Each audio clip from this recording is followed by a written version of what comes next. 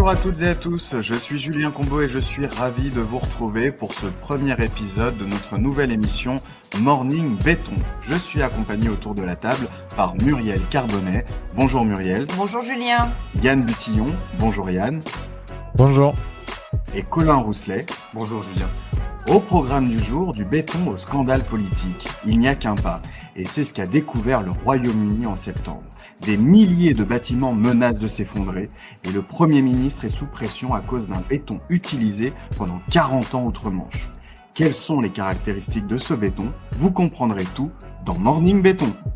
Et en deuxième partie d'émission, la chronique Béton du futur avec Yann qui vous emmènera dans le Grand Est. Il a rencontré une start-up française qui est parvenue à stocker l'énergie dans du béton. Et enfin, pour finir, Muriel Carbonnet nous présentera sa chronique « Le béton, c'est tout un art ».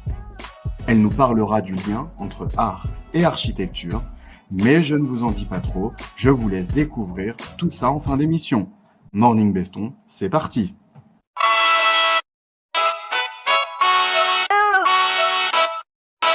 C'est le sujet scandale du béton. Au Royaume-Uni, des milliers de bâtiments menacent de s'effondrer à cause d'un béton cellulaire durci en autoclave, le RAAC. Colin Rousselet est avec nous en studio. Colin, quel est ce béton et pourquoi fait-il autant polémique aujourd'hui? Alors Julien, laissez-moi vous faire un petit peu voyager dans le temps. Muriel, Juliane autour de la table, fermez les yeux. Nous sommes en 1950. Après la Deuxième Guerre mondiale, l'Europe cherche à se reconstruire. Le Royaume-Uni mise alors sur un béton particulier, le RAAC. Facile à mettre en œuvre et léger, il présente sur le papier de nombreux avantages. Mais il a une face cachée, sa durabilité. Pour mieux le comprendre, je me suis renseigné auprès du CETEC-LERM, le laboratoire d'études et de recherche sur les matériaux. C'est Nourdine Rafaï, directeur technique et scientifique, qui m'a éclairé sur le sujet. Alors en fait, le béton cellulaire durci en autoclave, c'est un matériau très aéré. L'air y représente près de 80% du volume total. Il a été inventé en Suède en 1924. Son processus de fabrication est particulier. Il contient un mélange de ciment, de sable, de chaux et parfois d'anhydrite, avec de la poudre d'aluminium et évidemment de l'eau. Tout ceci est ensuite coulé dans un moule avant de reposer 2 à 3 heures. La pâte va gonfler à cause d'une réaction chimique entre l'aluminium métal et les autres constituants. Elle dégage de l'hydrogène et c'est ce qui donne ces bulles d'air. Après le démoulage, cette pâte est introduite dans un autoclave. On la laisse dans une atmosphère haute pression à près de 10 bars. Pour vous donner une idée, là actuellement, la pression est à 1 bar, remplie de vapeur d'eau pendant 10 à 12 heures à 180 degrés. Ce processus entraîne une réaction qui crée des silicates de calcium hydratés particulièrement résistants. Très bien, et pourquoi le RAAC a-t-il été utilisé massivement pendant 40 ans? Eh ben Julien, tout simplement, il est nettement plus simple à mettre en œuvre. Il est 3 à 6 fois moins lourd qu'un béton traditionnel. Il est plus simple à manipuler avec des outils moins lourds. La pose de bloc se fait donc avec des quantités de mortier beaucoup plus faibles. Le jointement est de l'ordre de 2 mm. On a donc besoin de 5 fois moins de mortier que pour des bétons traditionnels. Enfin, et c'est évidemment le point le plus important, vous avez deviné Julien, l'économie. L'Angleterre était en pleine reconstruction et avec le RAAC, c'est le temps de chantier qui est nettement réduit, donc moins cher. Mais avec du recul, ce n'était pas forcément la meilleure idée. Ce béton a une résistance mécanique comprise entre 2 et 7 mégapascal. Pour un béton ordinaire, on est entre 25 et 40. C'est un béton qui peut, dans certains cas, stocker l'humidité et c'est ce qui peut entraîner des pathologies comme la corrosion des armatures. Bon, pour finir avec un autre point positif quand même, sachez que le RAAC a des capacités d'isolation thermique très élevées, ce qui en fait un béton très intéressant, mais à utiliser au bon endroit. Et c'est seulement aujourd'hui que les Anglais se rendent compte de l'ampleur du problème? Et oui, parce que dès le début des années 1950, le Royaume-Uni l'utilise en masse et fait construire des crèches, des écoles, des hôpitaux, des commissariats. Et aujourd'hui, ce sont des milliers de bâtiments qui menacent de s'effondrer. Pourtant, dès 2002, le Guardian révèle que des bâtiments construits à cette période présentent des déformations et des fissures excessives. En 2018, 16 ans plus tard, c'est le gouvernement dirigé par Theresa May qui tire la sonnette d'alarme. Des écoles lancent alors des premiers chantiers de rénovation, mais les financements sont limités. L'année dernière, pour évaluer l'ampleur du problème, 22 000 établissements scolaires ont reçu un questionnaire. Darwin strict est prévenu, certains bâtiments présentent un risque pour la vie. Mais étonnamment, les financements bloquent toujours et rien n'est fait. Dos au mur, le gouvernement anglais fait face à une crise politique inattendue. Le Premier ministre Rishi Sunak se dédouane. Il a pourtant été ministre des Finances. L'opposition pointe du doigt le manque de budget affilié au secteur public par l'État. La ministre de l'Éducation, Gillian Gilligan, s'est emportée à la télévision. Le 4 septembre, elle déclarait sur le plateau de ITV: personne ne dit jamais, vous savez quoi, vous avez fait un putain de bon boulot, parce que tous les autres sont restés le cul sur leur chaise sans rien faire. Oui, c'est violent. Même si elle a rapidement présenté ses excuses, cela montre bien à quel point la situation est tendue, Julien. Merci Colin de nous avoir éclairé sur ce sujet. Morning Béton, ça continue. Direction le Grand Est avec Yann Butillon.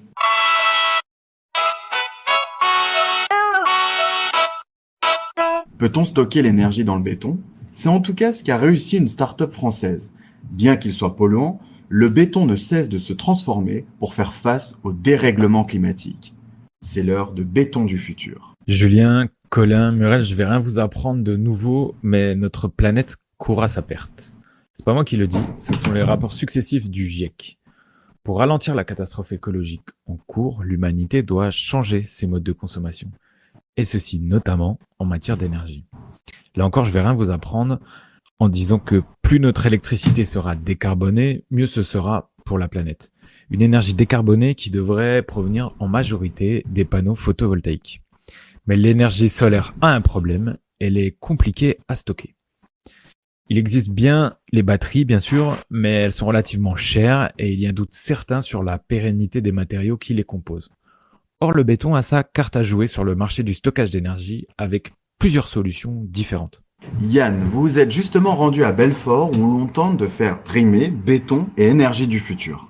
Je suis en effet parti à la rencontre d'André Guénousseau, le fondateur d'Energy Estro, dans les locaux de l'entreprise à Essert, plus précisément, dans le territoire de Belfort, que nous vous présentions notamment dans le numéro 68 de Béton le magazine. L'ingénieur est le concepteur d'un volant d'inertie en béton qui permet de stocker l'électricité photovoltaïque. Le VOS, c'est un volant d'inertie. Un volant d'inertie, c'est une grosse masse que l'on fait tourner à grande vitesse et qui stocke l'énergie sous une forme qu'on appelle l'énergie cinétique. Et c'est quelque chose qui existe depuis très longtemps, hein. On voit ça déjà dans les tours de potier. Il y en a dans les moteurs à explosion.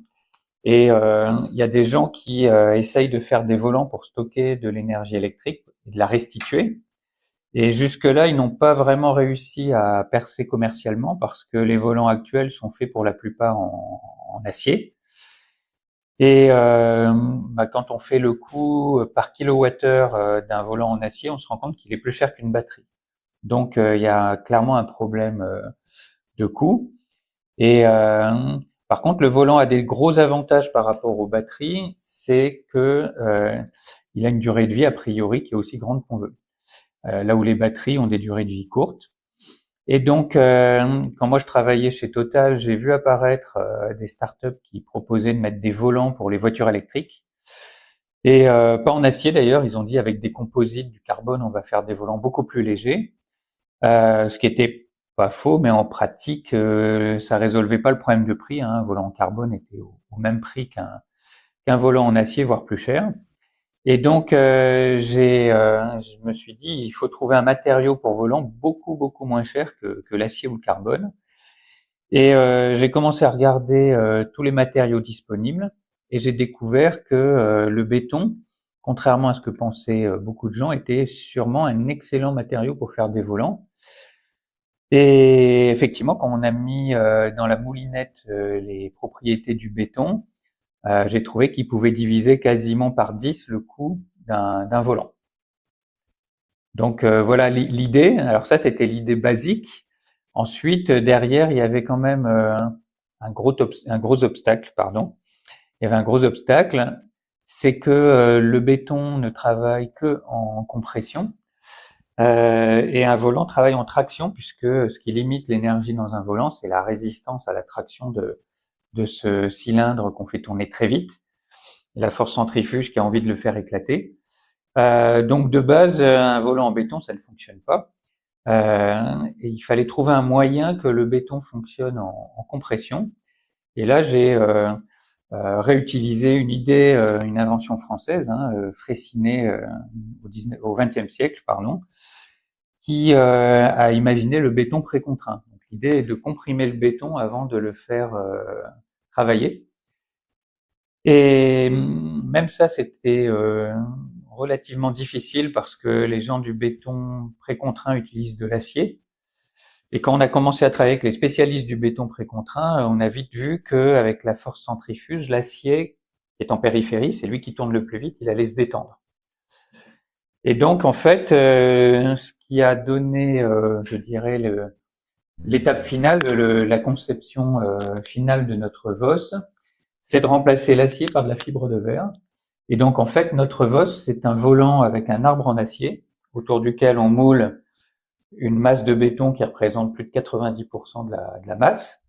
Et après, on vient enrouler autour du béton de la fibre de verre pour le comprimer, faire du béton précontraint et lui permettre de tourner à des grandes vitesses sans éclater. Pour résumer, en journée, le surplus d'électricité lance le VOS dans une rotation à grande vitesse.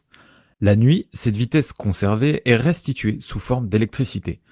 Un concept qui peut être adapté à des bâtiments autonomes notamment, mais qui devrait surtout aider à la production de masse d'énergie propre. Mais nous pensons que le plus gros du marché pour le VOS, ça va être de faire vraiment du stockage de masse. Typiquement, on va mettre des volants sous des panneaux solaires sur des très grandes centrales photovoltaïques qui maintenant peuvent dépasser le gigawatt, c'est-à-dire même puissance qu'une centrale nucléaire. Et on va stocker tout ce qui n'est pas consommé immédiatement par le réseau, à peu près la moitié de la production, de manière à avoir de l'énergie solaire le soir, la nuit, et si possible faire la soudure sur 24 heures, de manière en fait, je vais pas dire être autonome, parce que parler d'autonomie, c'est toujours, je pense, un petit peu exagéré.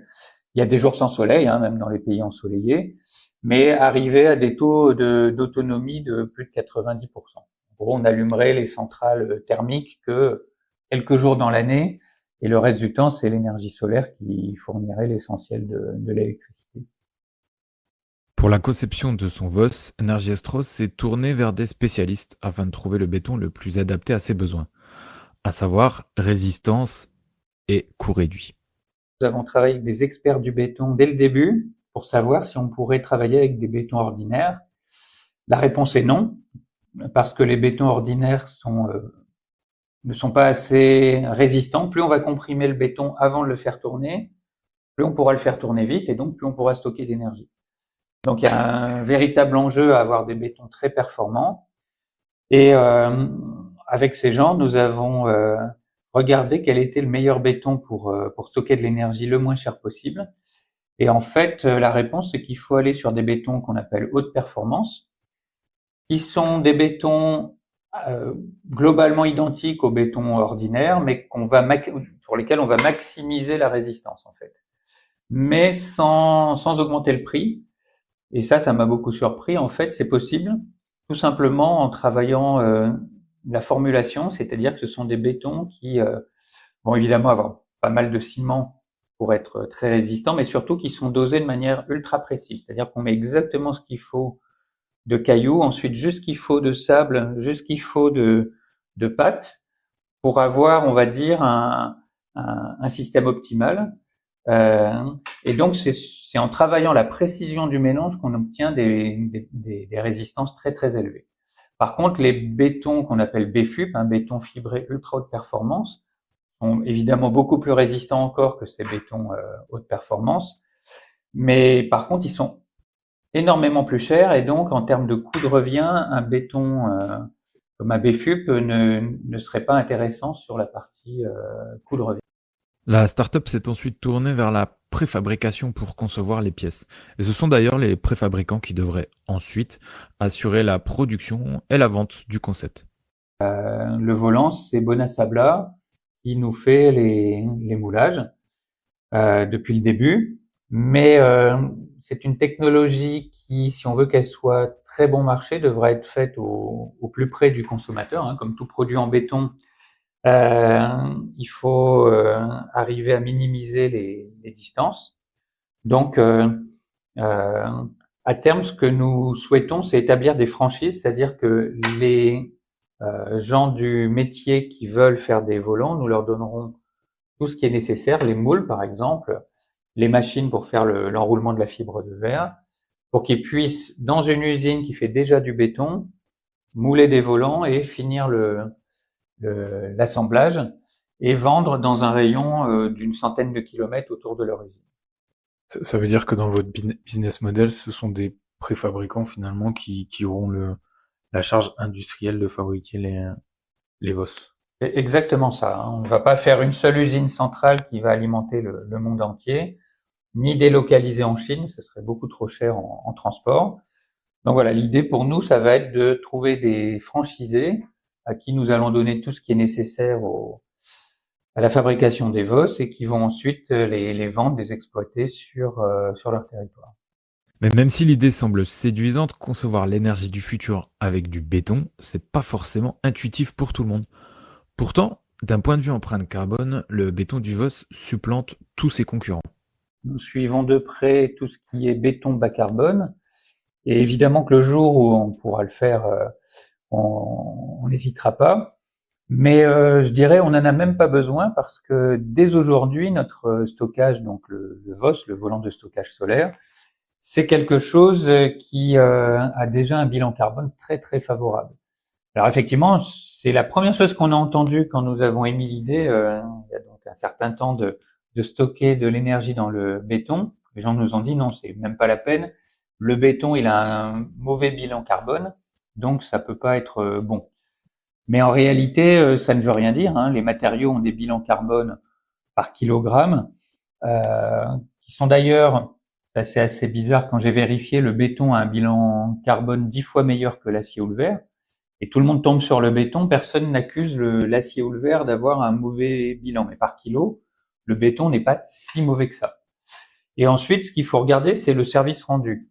Et comme nous, une des clés de la performance de notre volant, c'est sa très grande durée de vie, on peut avoir un service rendu qui est très grand, tout comme les panneaux solaires. Et donc, ce que nous avons fait, c'est que nous avons calculé le bilan carbone du volant, VOS, sur sa durée de vie de 30 ans. Et c'est un peu normalisé 30 ans, puisque a priori, on pense qu'au bout de 30 ans, ils pourront encore fonctionner. Il n'y a pas vraiment de limite de durée de vie. Et sur 30 ans, on a trouvé seulement 10 grammes de CO2 par kilowattheure d'énergie fournie. Et si on compare ça, les gens sont pas forcément au fait des valeurs, mais si on prend de l'électricité chinoise, par exemple, ou américaine, qui est faite essentiellement avec du charbon, on est à 1000, donc c'est infiniment plus faible. En Europe, on a plutôt du gaz, on est à 300. Et si on compare avec les batteries sont plutôt vers 40 ou 50 grammes de CO2 par kilowattheure. Donc je dirais que de tout ce qui existe, le volant en béton est celui qui a la plus faible empreinte carbone. Et on est quasiment au même niveau que le nucléaire. L'énergie nucléaire, d'après EDF, c'est 10 à 20 grammes de CO2 par kilowattheure. Si nous, on prend un volant en béton et qu'on l'associe avec des panneaux solaires, évidemment, qui eux sont faits dans des pays où l'électricité est peu carbonée, ça se trouve. Hein, nous, dans notre usine, nous avons des panneaux français. Eh bien, on arrive à un bilan de 10 à 20 grammes par kilowattheure, qui est à peu près au même niveau que du nucléaire. Donc, on est finalement très bon. Et comme toute technologie qui débute son histoire, des pistes d'amélioration restent bien sûr à explorer. Dès le départ, hein, nous avons choisi une production locale, de manière justement à avoir des granulats qui voyagent assez peu. Au passage, pour la partie sable, nous faisons très attention à la traçabilité du sable, hein. Nous insistons pour que ce soit du sable produit proprement, éthiquement, parce qu'on sait que c'est un gros enjeu, alors pas en France forcément, mais dans les pays en développement, il y a des choses, des mafias qui se sont emparées du sable, donc ça, il faut y faire très très attention. Et le jour où il y aura des liants bas carbone, où il y aura des granulats recyclés, nous serons tout à fait à même de les utiliser. On a déjà discuté avec les gens qui font notre mélange. Il n'y a pas d'obstacle particulier. Donc, je dirais que c'est quelque chose effectivement qui nous tient à cœur et que nous ferons dès que ce sera possible. Energestro n'est pas la seule entreprise ou la seule technologie à miser sur le béton pour stocker l'énergie décarbonée. La plus répandue en France reste la station de transfert d'énergie par pompage ou STEP. D'ailleurs, ce nom un peu barbare se cache des barrages hydroélectriques équipés de 2 bassins et d'une électropompe. Et là, lorsque l'électricité est suffisante, l'eau du bassin inférieur est pompée vers le bassin supérieur. Évidemment, lorsqu'il y a un besoin d'énergie, l'eau est relâchée pour passer en mode production, comme dans tous les barrages hydroélectriques. Bien entendu, ces barrages sont construits en béton, et si cette technologie a prouvé son efficacité, elle fait face, elle aussi, à un léger problème. Celui-ci, ce sont les capacités de stockage d'eau qui sont actuellement à leur maximum. Et aucun chantier n'est annoncé pour un futur proche, alors que la France compte déjà 6 steppes. Pourtant, la Commission européenne estime le potentiel de nouveaux aménagements à 4000 gigawattheures par an en France. Et construire de telles infrastructures dans des milieux naturels est loin de faire l'unanimité. Et EDF ne veut plus investir dans ce type d'ouvrage, alors qu'avec l'ouverture à la concurrence de son marché, la concession de ces steppes pourrait passer à un autre fournisseur. Le béton est aussi au cœur de la technologie des batteries gravitaires. La société suisse EnergyVolt a annoncé être entrée cet été en phase de mise en service d'une batterie de ce type en Chine. Cette fois, ce sont d'énormes masses de béton qui sont élevées par des poulies mécaniques en phase de stockage. Lorsqu'il faut fournir de l'énergie, le bloc redescend par gravitation et crée de l'électricité. Le concept est un peu le même que les steppes, mais contenu dans un immeuble. Le système aurait une capacité de stockage de 100 MWh. Si une deuxième batterie immeuble est prévue pour l'année 2024 près de Pékin, des doutes subsistent sur cette technologie, notamment sur son coût comparé aux masses de béton nécessaires et son empreinte carbone sur l'ensemble du cycle de vie. Le béton est aussi au cœur des réflexions du MIT aux États-Unis. En effet, des chercheurs ont formulé un béton avec du noir de carbone. Le résultat, c'est un supercondensateur qui pourrait à terme stocker de l'énergie. Les fondations des maisons ou les routes pourraient alors devenir des batteries. Mais la technologie n'est qu'à la phase de recherche fondamentale. Il faudra donc encore patienter avant que le concept se concrétise dans notre quotidien. Une phase de bêta-test qu'Energiestro a atteint puisque l'entreprise installe actuellement son premier VOS en Alsace avec des échéances à court terme déjà planifiées. En 2024, on va en installer normalement entre 10 et 100, suivant à quelle vitesse on arrive à les produire et à les installer. Ensuite, l'autre date importante, ça sera le démarrage d'une usine de production, si possible proche de Belfort, où on aura une capacité de plusieurs milliers, voire dizaines de milliers de volants par an. Il ne sera que, on va dire, la toute première, le pilote. Et ensuite, ça demandera encore 2 ans, hein, donc première usine, on va dire 2026. Et production à grande échelle chez nos franchisés, il faut être raisonnable, ce sera plutôt 2027-2028. Et là, si la technologie marche, effectivement, elle pourra se déployer et commencer à envahir le monde. En résumé, Julien, l'avenir de l'énergie pourrait bien passer par le béton. Et peut-être que l'avenir du béton passe aussi, un peu, par le stockage de l'énergie décarbonée. Eh bien, merci beaucoup Yann. Grâce à vous, on reste branché sur l'innovation dans le béton. Tout de suite, vous l'attendiez, le béton c'est tout un art, présenté par Muriel Carbonnet.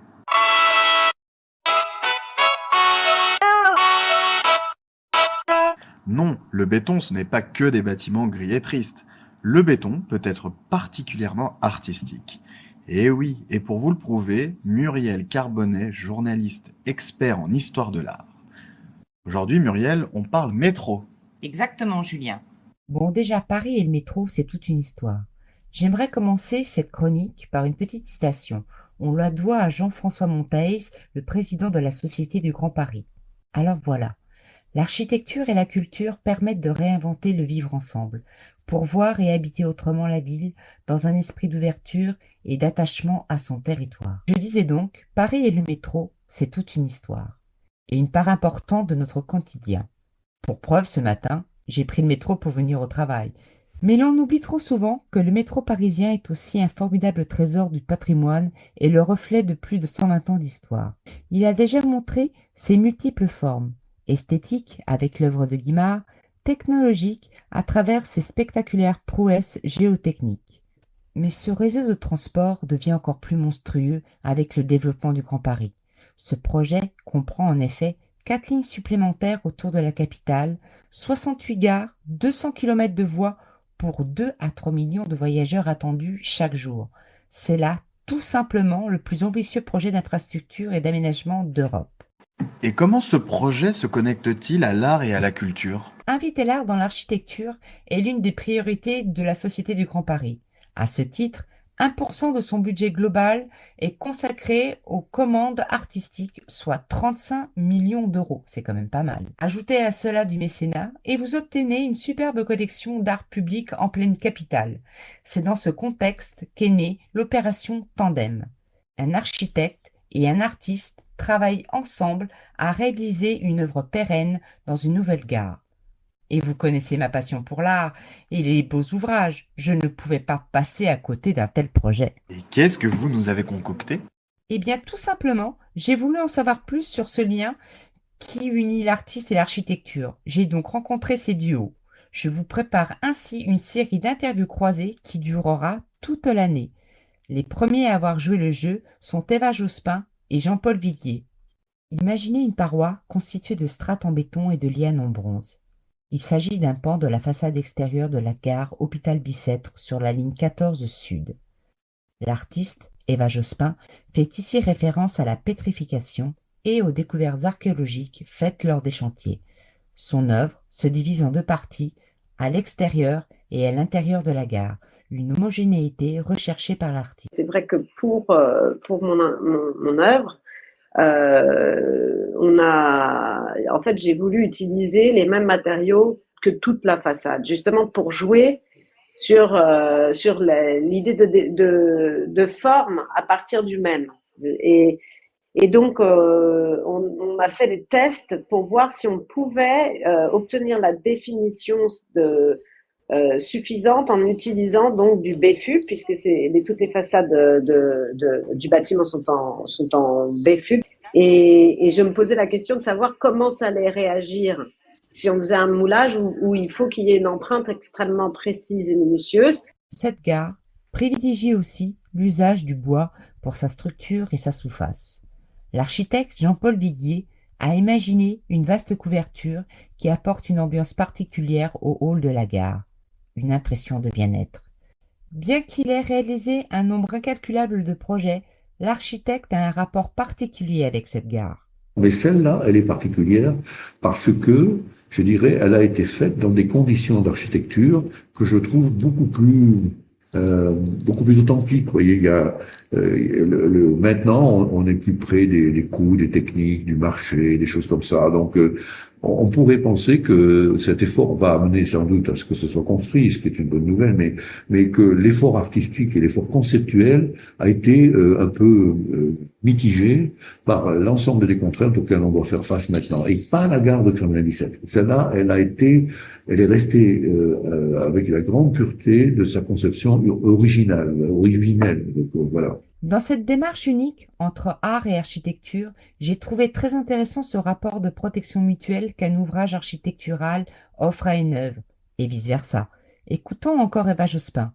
Je trouve que c'est formidable parce que, en fait, j'ai quand même l'impression que, en fait, il y a plusieurs vies pour les œuvres.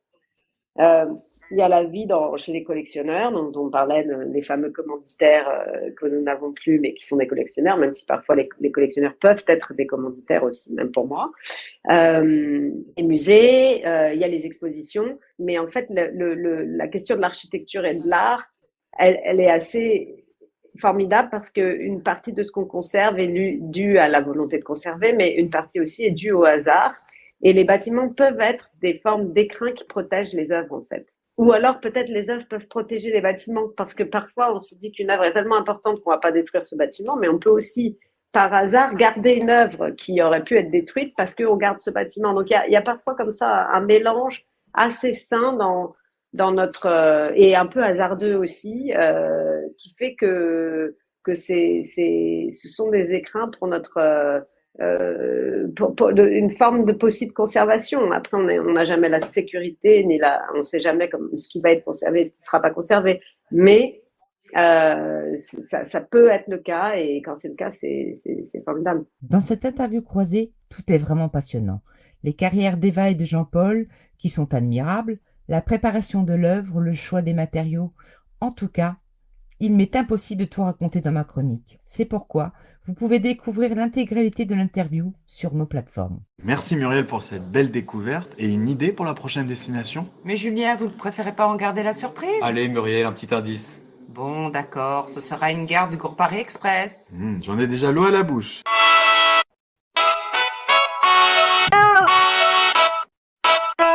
Morning Béton, c'est déjà fini. Je sais, vous êtes triste, mais rassurez-vous, vous pouvez continuer à nous écouter sur nos plateformes d'écoute et à nous lire depuis acpresse.fr et dans les numéros de Béton le magazine. Je remercie Muriel Carbonnet, Yann Butillon et Colin Rousselet. Et je vous retrouve pour la prochaine édition de Morning Béton, très prochainement. Et je vous dis à bientôt.